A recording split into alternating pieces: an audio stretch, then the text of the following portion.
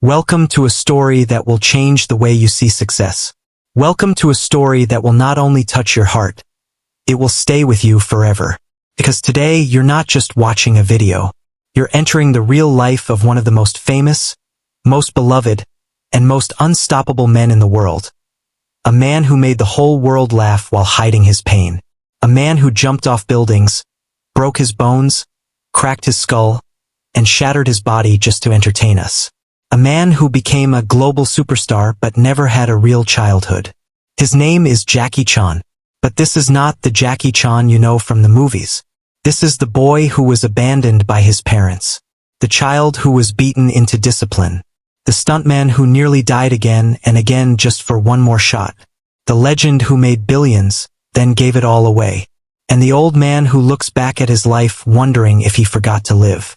In this video, you will discover the brutal training Jackie survived as a child, the heartbreak of being separated from his parents for 10 years, the dangerous stunts that almost ended his life, the loneliness of global fame, the regret he carries about his son, and the ultimate truth he learned after decades of sacrifice. You will also learn how real success is built, not with shortcuts, but with discipline, failure, heartbreak, and courage. And here's the best part. This video will also improve your English. Because as you listen to the story told in easy, emotional, and clear English, your brain will connect deeply with real vocabulary, natural sentences, and powerful storytelling. You won't just learn about Jackie Chan. You'll start thinking in English as the story flows into your mind. So get ready. Get ready for a story that is not just emotional, not just motivational, but one that will stay with you for life. Let's begin. Part 1. The Boy with No Home. Jackie Chan's painful beginning. Jackie Chan was not born rich. He was not born strong. And he was definitely not born famous. He was born as a poor child in Hong Kong on April 7, 1954. His real name was Chan Kong Sang, which literally means born in Hong Kong. Because his parents had just escaped from civil war in China. They were refugees with nothing. His father, Charles Chan, worked as a cook. His mother, Lily Chan, worked as a housemaid. They didn't have money for toys. They didn't have time for love. They didn't even know how to raise a child. So when Jackie was born, they gave him to someone else for a few years, just so they could survive. He grew up alone. And even as a small child, he understood one thing. I have to be strong. Nobody is coming to save me. When Jackie was 6 years old, something happened that changed his life forever. His parents got a job offer to work in Australia. It was a big opportunity for them, but they couldn't take Jackie with them.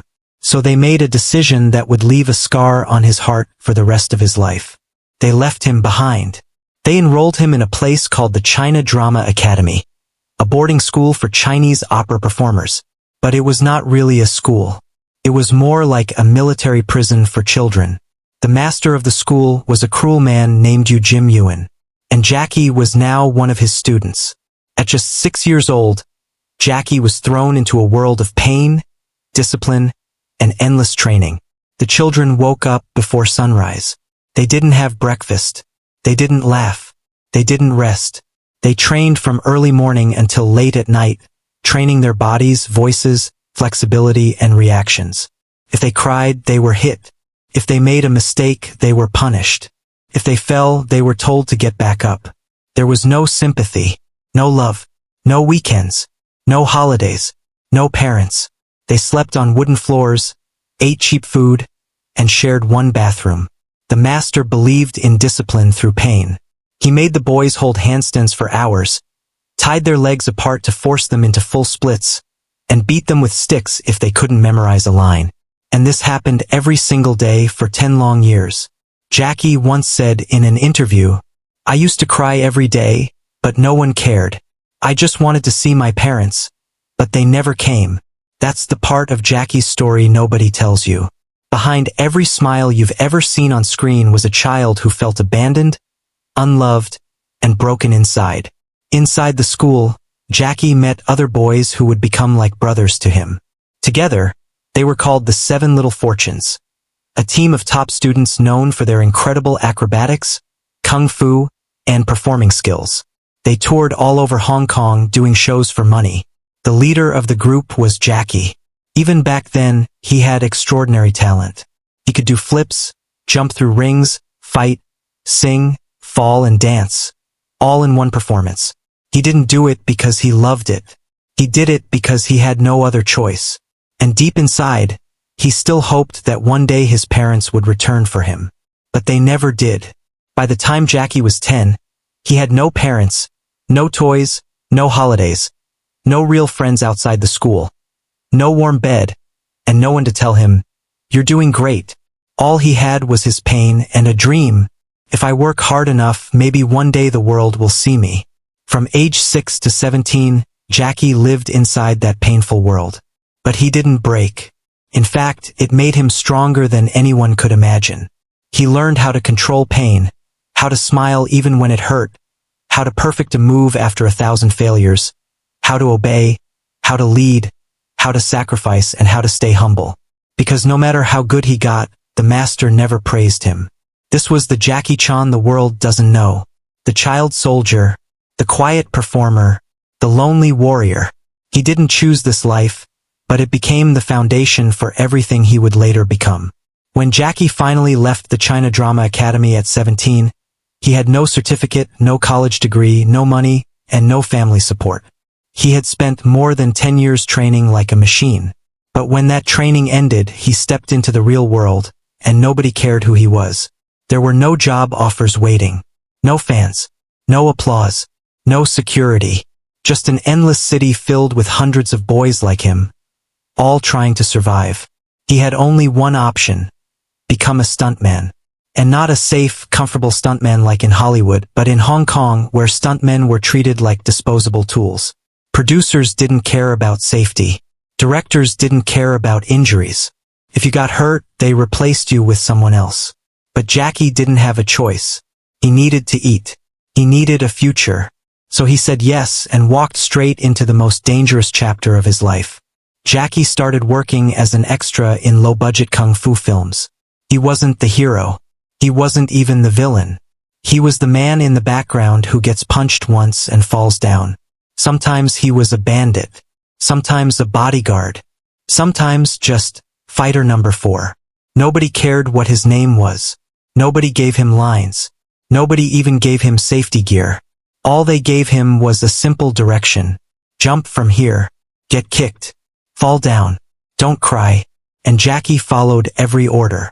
He jumped off balconies, rolled down stairs, crashed through tables, and fell flat on his back. Again and again.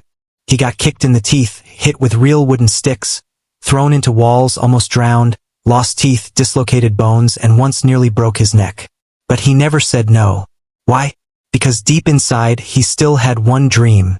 If I do this better than anyone else, maybe one day they'll remember me. One day in the early 1970s, Jackie got hired as a stuntman for a film called Enter the Dragon. And this wasn't just any movie. It was the first major Hollywood martial arts film. The star of the film was none other than Bruce Lee. Bruce was already a legend, a global icon.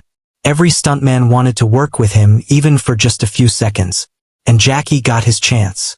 In one scene, Jackie was supposed to run at Bruce and get hit hard, to show Bruce's strength. That was it. 1 second of pain. 1 second of visibility. Jackie ran. Bruce hit him hard with a stick. Jackie fell so hard that he forgot where he was. But what happened next changed his life. Bruce Lee stopped the scene, rushed over and helped Jackie up. He gently touched his head and asked, "Are you okay?" It was such a small moment, but for Jackie, it meant everything. For the first time, someone important noticed him. He even pretended to be more hurt than he was, just to feel a few more seconds of Bruce Lee's kindness. That one moment made Jackie believe something powerful. If Bruce Lee can become a global icon, maybe I can too. But he also knew one truth: he could never become Bruce Lee. Bruce was serious, powerful, and perfect. Jackie was different. Messy, funny, always falling, always getting back up. So Jackie made a decision. I won't copy Bruce Lee. I'll do something nobody else does. I'll be the man who fights and falls, who fights and laughs, who fights and gets hurt but always stands again.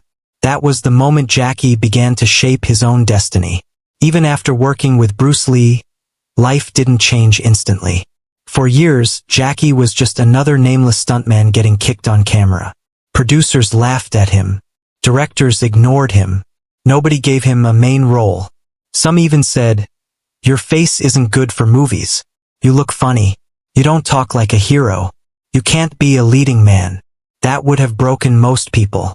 But Jackie kept going. He worked 18-hour days, slept on studio floors, and ate cheap noodles. Sometimes he didn't even get paid. But every single day he practiced. He studied how other actors moved. He trained his face to express emotion.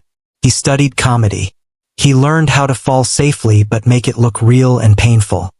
He rehearsed thousands of stunts until they became perfect illusions of chaos and courage. Because Jackie had a secret mission. One day I will create a new kind of hero. A hero who makes you laugh while bleeding. A hero who doesn't always win but never gives up. Then came his chance. In 1978, Jackie was offered a role in a film called Snake in the Eagle's Shadow. It was a low-budget kung fu comedy, but for the first time, Jackie was allowed to mix martial arts and humor. He played a weak, silly young man who learns kung fu in a strange, funny way, using surprise, creativity, and heart. The audience loved it. They had never seen anything like it before. Jackie made them laugh, then fight, then fall, then win. He wasn't perfect like Bruce Lee, he was real. He was the guy who failed, got hurt, and still stood up again. The film became a big success. Soon after, Drunken Master followed, and suddenly the world began to remember the name Jackie Chan. He had found his own style. Not Bruce Lee's, not anyone else's, but Jackie Chan's style. Pain, laughter, chaos, stunts, comedy, and courage. Jackie didn't get lucky. He didn't have connections. He didn't have rich parents. He didn't get help from anyone. He built himself with pain, falls, failures, broken bones, and years of quiet, patient practice. And now, finally, he was ready to take the next step, to become more than just a star in Hong Kong. He wanted the world, but the world wasn't ready for him yet. Part 2, Jackie Chan vs. Hollywood. The painful road to global fame. By the late 1970s, Jackie Chan had finally become a superstar in Hong Kong. After years of rejection, humiliation, and broken bones, he was now the face of kung fu comedy. Movies like Drunken Master and Snake in the Eagle's Shadow had made him a household name. Audiences adored his humor, his speed, and his unique fighting style. But Jackie wasn't satisfied. He looked beyond Hong Kong, beyond China. He wanted to conquer the world. For him, true success didn't mean being famous in one country. It meant being known everywhere. But what he didn't know was that Hollywood wasn't ready for him, and what came next would be one of the hardest chapters of his life. In 1980, Jackie got an offer to work in the United States. It was a dream come true. An American producer had seen his Hong Kong films and thought, this guy could be the next Bruce Lee. They gave him the lead role in a film called The Big Brawl. It was his first major English-language movie. Everyone expected it to be a huge success. But the moment filming started, Jackie realized something was wrong. The American director didn't understand his style. He wanted Jackie to fight like Bruce Lee, serious, slow, and powerful. But Jackie wasn't Bruce.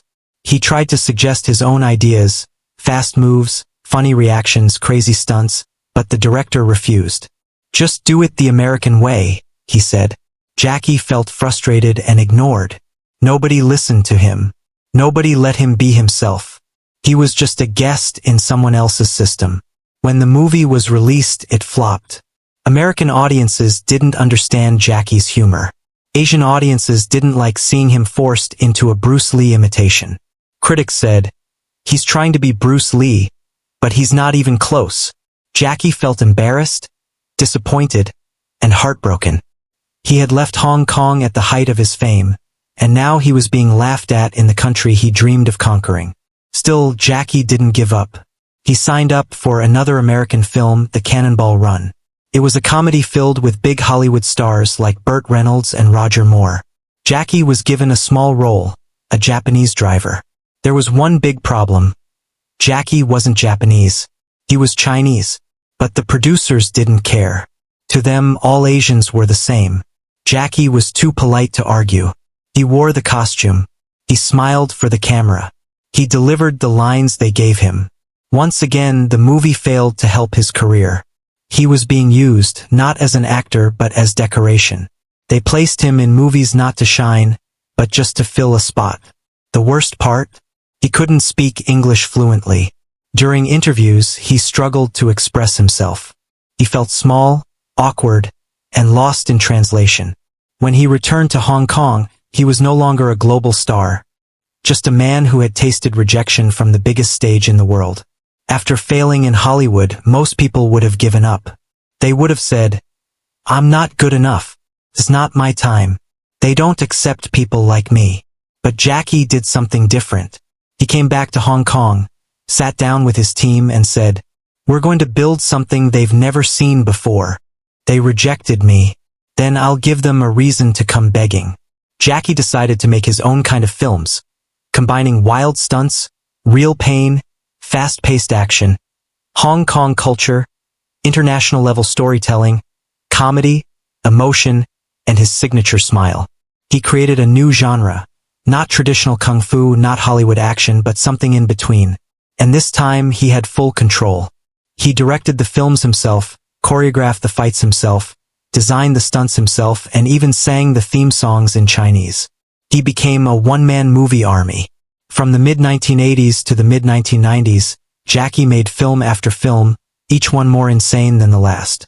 Some of his most iconic works during this period include Police Story, where he slides down a 5-story pole covered in lights, Project A, where he falls from a clock tower and lands on his head, Armor of God, where he jumps between trees and cracks his skull open, and Rumble in the Bronx, where he breaks his ankle and keeps filming with a sock painted to look like a shoe. Every single film had real danger, real blood, and real Jackie Chan pain. He didn't use stunt doubles. He didn't use CGI. He believed that if he wanted the audience to feel something real, he had to do something real. These films became legendary in Asia, Europe, and even parts of Africa and South America. Slowly, the West started watching. American fans began asking, "Who is this guy? Why does he risk his life in every movie?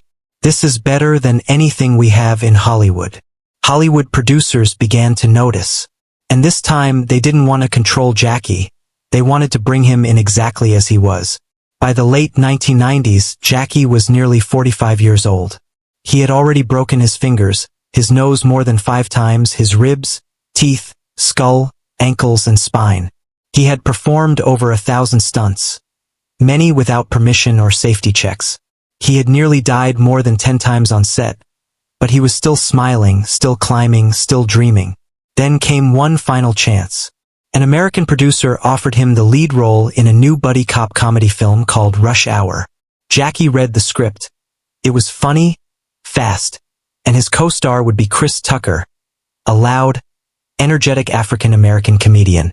The contrast was perfect. Jackie said yes. Nobody expected it to succeed. But when Rush Hour was released, it exploded. It became one of the biggest action comedy hits in history. Jackie's fights, expressions, accent, timing, and chemistry with Chris Tucker were loved across the world.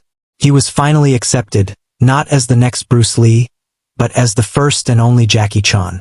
After Rush Hour came Shanghai Noon, Rush Hour 2, The Tuxedo, The Medallion, and even voice roles like Master Monkey in Kung Fu Panda. The same man who had once been laughed at, rejected, and ignored by Hollywood was now invited, respected, awarded, and loved by Hollywood. For the first time in his life, Jackie Chan was no longer fighting for attention, no longer chasing fame, no longer struggling for a break. He had become a global icon. From Hong Kong to Hollywood, everyone knew his name.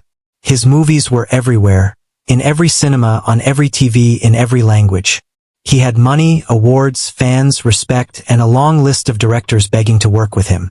But something was wrong. Something inside Jackie didn't feel complete. In fact, he was feeling something worse than emptiness, guilt. Because while he was climbing the mountain of success, there was one part of his life he had left far behind, his family. And the first person that came to his mind was his son. Jackie Chan had a son named JC Chan, born when Jackie was still a rising star in Hong Kong. But even when JC was born, Jackie wasn't ready to become a father. He was still working day and night on film sets, jumping through windows, falling off buildings, doing press tours, and flying between countries. He wasn't home. He didn't attend school meetings. He didn't go to games or birthdays. He didn't teach his son how to ride a bike or how to face life's problems. Instead, Jackie told himself, if I make more money, I can give my son a better future. But what JC wanted wasn't money, he wanted his father. By the time Jackie realized this, it was too late. JC had grown up feeling ignored, unseen, and unloved. In interviews, JC admitted that he was often raised by his mother, helpers, and private tutors, but rarely saw his father. And when they did talk, Jackie was not soft, he was strict, cold, and distant. He didn't know how to be emotionally present. Years later, Jackie wrote in his autobiography, "When I think about my son, I feel I've failed. I was too focused on success. I gave him everything, except myself." He admitted that he once hit JC so hard during an argument that his wife had to pull him away in fear. He later said, "I regret that moment every day." Jackie had grown up being beaten by his master. That was how he learned discipline. But he didn't realize his son wasn't him. JC wasn't a fighter or a stuntman. He wasn't trying to be a martial artist. He just wanted to be a son. But Jackie couldn't see it then. He was blinded by ambition. JC tried to follow in his father's footsteps, entering the entertainment world. He studied music and tried acting. But every time he appeared on screen, people said, "That's Jackie Chan's son. Let's see if he's like his dad." The pressure was crushing. JC struggled to find his own identity. He didn't want to flip off rooftops or fight 10 men at once. He wanted to sing, create, and just be himself. But being Jackie Chan's son meant the world would never let him be normal. Jackie once said, "I gave my son too much. I tried to make up for my absence by giving him everything he asked for, cars, gadgets, opportunities. But I forgot to give him values. That was my mistake." He believed he was giving love by giving things. But what he missed was presence, emotion, patience, and listening. Years later, JC was arrested in Beijing for drug possession. The news spread across the world instantly. He was sentenced to 6 months in prison. The son of Jackie Chan, known for discipline, strength, and clean living, was now in jail. The media went wild. Fans were shocked. Reporters asked, how could Jackie's son end up like this? But Jackie didn't blame anyone. He blamed himself. He released a public statement saying, "I'm ashamed. I feel pain as a father. JC must take responsibility, but I know this is also my failure. I didn't guide him well. I failed to be there when it mattered most." It was the most emotional public apology Jackie had ever made. Behind the strong body, the smiling face, and the fighter's heart was now a father full of regret. As Jackie entered his later years, he began to reflect deeply on life. His childhood, his pain, his career, and most of all, his legacy. He made a shocking decision. Jackie Chan announced that he would donate almost all his wealth to charity when he dies, not to his son. He said, "If JC is capable, he can make his own money. If he's not, he won't know how to keep mine anyway." This statement made headlines around the world. Some people supported it. Others were confused. But Jackie explained, "I don't want to leave behind money. I want to leave behind values. My money came from pain. If my son doesn't understand that pain, the money will destroy him." He wanted JC to learn the way he had learned, by falling, failing, and growing stronger through it all. Even with all his success, Jackie now spends many days thinking about what he missed. He missed the warmth of a father-son bond, the moments of childhood, and the conversations that could have changed everything. He has said in interviews, "When you're young, you think money is everything.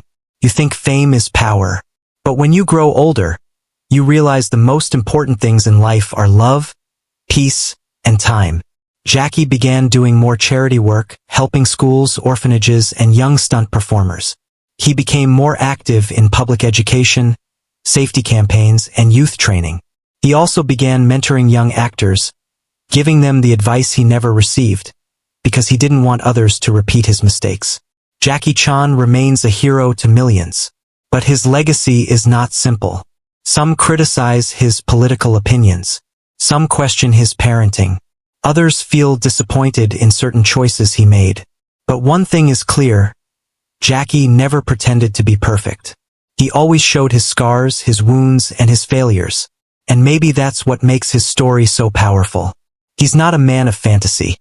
He's a man who rose from pain, loneliness, and confusion. A man who made the world laugh and cheer, and who now, in silence, reflects on what really matters. By the time Jackie Chan reached his later years, he had spent more than 5 decades falling, flipping, fighting, crashing, and surviving. He was no longer just an action star. He had become a symbol of courage, sacrifice, and unstoppable energy. But there was one enemy even Jackie couldn't defeat: time. His muscles, once hard like steel, became tight and slow. His bones, once flexible like rubber, grew stiff and sore. His heart, once wild with ambition, became quiet and thoughtful. The man who once flew through glass windows, jumped between moving cars, and fell from rooftops was now struggling to do the simplest things. He couldn't bend the same way. He couldn't sleep without pain. He couldn't run without feeling the pull of years of injuries. But still, he refused to stop. By this stage, Jackie's medical record looked like that of a war survivor. He didn't just get hurt once or twice. He was almost killed more times than most people can count. A fractured skull from Armor of God, where he nearly died and bled from his ears. A broken nose several times.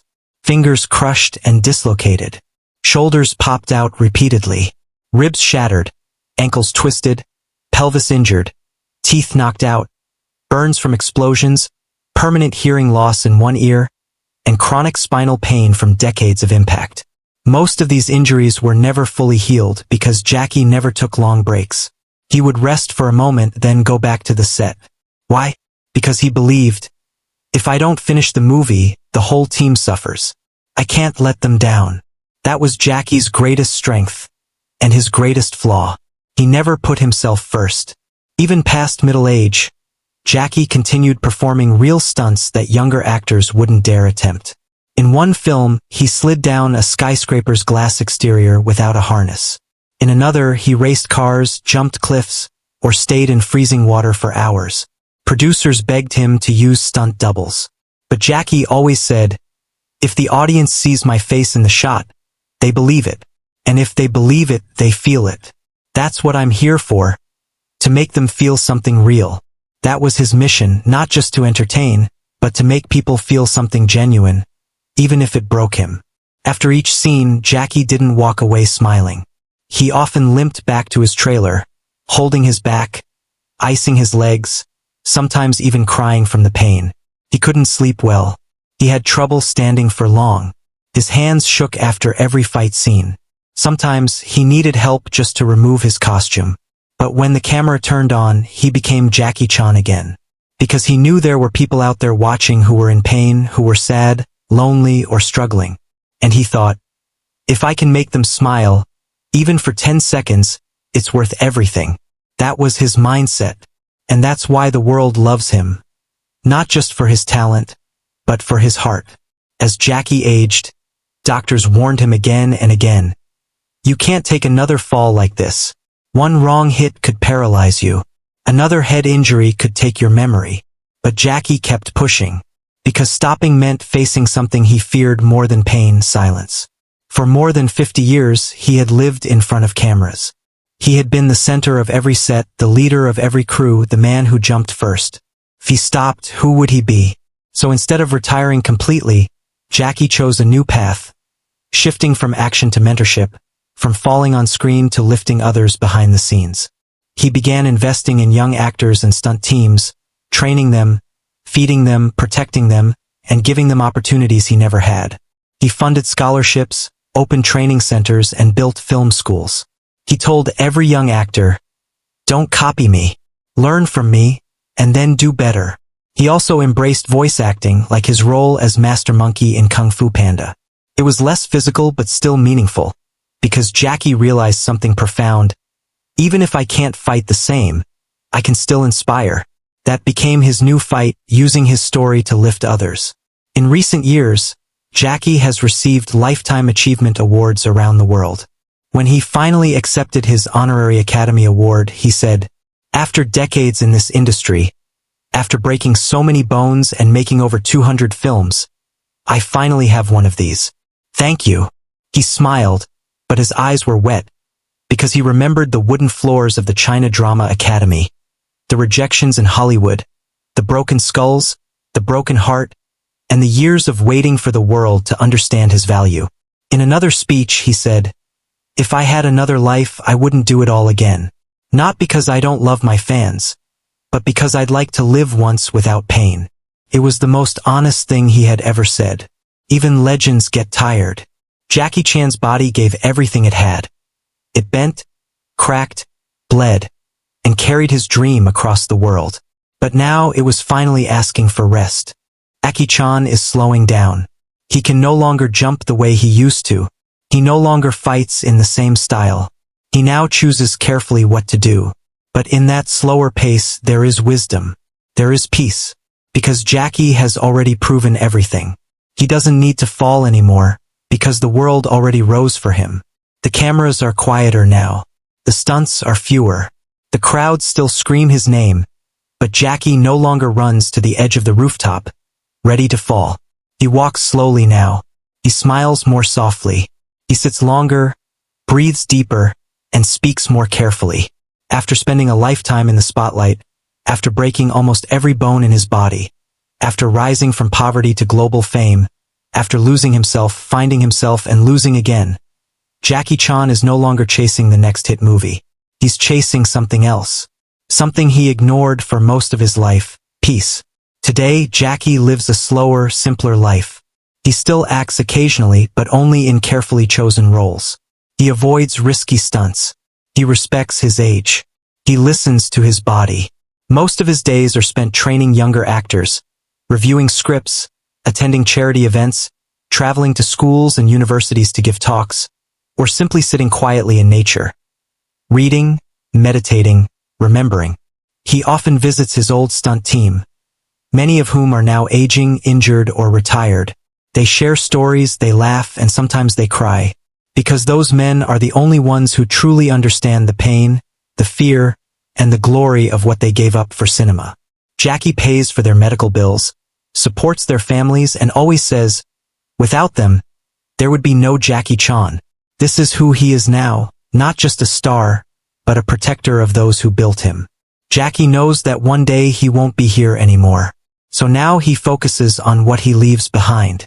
He's building film museums to preserve Hong Kong cinema and martial arts history. He funds charity schools for children from poor backgrounds, especially in rural areas. He creates scholarships for young filmmakers and actors. He builds stunt training academies to keep the art of real action alive. He archives his films, behind-the-scenes footage, and lessons for future generations. He's also writing books and reflections for those who want to learn from his life. But Jackie doesn't want to be remembered just as a movie star. He wants to be remembered as a man who gave everything he had, and then still gave more. Jackie has spoken openly about aging. In one interview, he said, "There are mornings I wake up and I don't know if I can walk straight. My knees hurt. My back screams. My fingers are stiff. But then I remember, I chose this." He no longer regrets the injuries. He accepts them. He calls them the price of a dream. With that acceptance has come a new understanding, that the body breaks but the mind must heal. That time is limited. That people disappear. That money fades. That pain teaches. That love matters more than fame. He has now reached a place where he says, I don't want more houses. I don't want more awards. I just want the world to be a little better because I was in it. Fame, he says, is not friendship. Jackie has millions of fans, but very few people who truly know him. In many interviews, he admits that he sometimes feels deeply lonely. He walks through airports and people scream his name. He sits in restaurants and strangers ask for photos. He smiles, always. But deep inside, he sometimes wonders, do they love me, or just the version of me they saw on screen. That is the silent pain of legends. Everyone knows your name, but very few understand your soul. And Jackie, even now, still feels like that little boy from the China Drama Academy, trying to be strong when nobody is watching. Over the years, Jackie has given thousands of interviews, speeches, and lessons. But there's one message he keeps repeating to the younger generation. Don't look for easy success. Look for real value. Don't copy others, build your own path. Don't chase fame, chase growth. Don't give up when it hurts. That's where real strength is built. He warns young actors, don't think I was lucky. I worked through blood. I was laughed at, beaten, doubted. But I never stopped. He tells them, the best life is not the easiest one. It's the one where you can say, I gave everything. That's what Jackie wants you to remember. Not his movies, not his stunts, not his fame, but his effort, his dedication, his discipline. In his later years, Jackie began receiving the global recognition he had waited decades for. Lifetime Achievement Awards, honorary doctorates, statues in Hong Kong and Hollywood, and roles as ambassador for children's rights. But every time he accepts an honor, he bows his head and says, I'm not better than others. I just refuse to quit. He reminds the world, I was a nobody. I cleaned floors. I carried cables. I ate on dirty sets. I bled on cold concrete. I'm just what happens when you love your craft more than your comfort. In recent years, Jackie has begun speaking softly but honestly about death. He doesn't fear it, but he wants to be ready. He wants his final years to be useful, not just comfortable. He wants to pass down his knowledge, not just live in luxury. He wants to leave a trail that others can follow, not a throne that disappears. He once said, one day my name will stop trending. My face will fade. But if I did my job right, some boy somewhere will keep going because of me. That's enough. That's everything. He also wrote, death comes for all of us, but not all of us live fully before it comes. I lived fully. I gave everything. I can go in peace. Even with all the peace Jackie now seeks, there is one wound that never fully healed. His son. Their relationship has improved, but it's not perfect. They talk sometimes, they meet sometimes, but Jackie knows you can fix a house, but you can't always fix a broken childhood. He doesn't hide this pain. Instead, he uses it as a lesson. He tells young fathers, your children don't need a hero. They need you. Don't make the same mistake I did. This is perhaps his deepest regret, and his most powerful truth. In one interview, when asked, what do you want people to remember when you're gone? Jackie paused and said, I want them to say he gave his life for others, not just on screen but off screen. He never gave up. He didn't pretend to be perfect. He made people smile. He made people stronger. He showed what it means to love your craft, your people, and your pain. He smiled, then added, and maybe they'll watch one of my old movies and still feel like I'm there. Jumping, fighting, falling, and getting back up one last time. This is not just Jackie Chan's story. It's a story about fighting when nobody believes in you, smiling through the pain, falling again and again, and rising every time, building something real from nothing, becoming a legend not by being perfect, but by being relentless. He was never the tallest, never the strongest, never the fastest, but he outworked everyone. And he never stopped. He became more than an actor. He became a lesson. So when you think of Jackie Chan, don't just think of the action star. Think of the boy who was abandoned, the man who was doubted, the father who was broken, the body that was shattered, the legend who kept moving. Think of the man who gave everything so that you could believe in something. If this story moved your heart, if you learned something powerful today, and if you want more real, emotional, life-changing stories that also help you improve your English every time, then subscribe now and become part of something truly special. Because this is not just a channel, this is a journey of greatness. And it's only just beginning. Thank you for watching. Now go live your life like Jackie did, with fire in your soul, and no fear in your fall.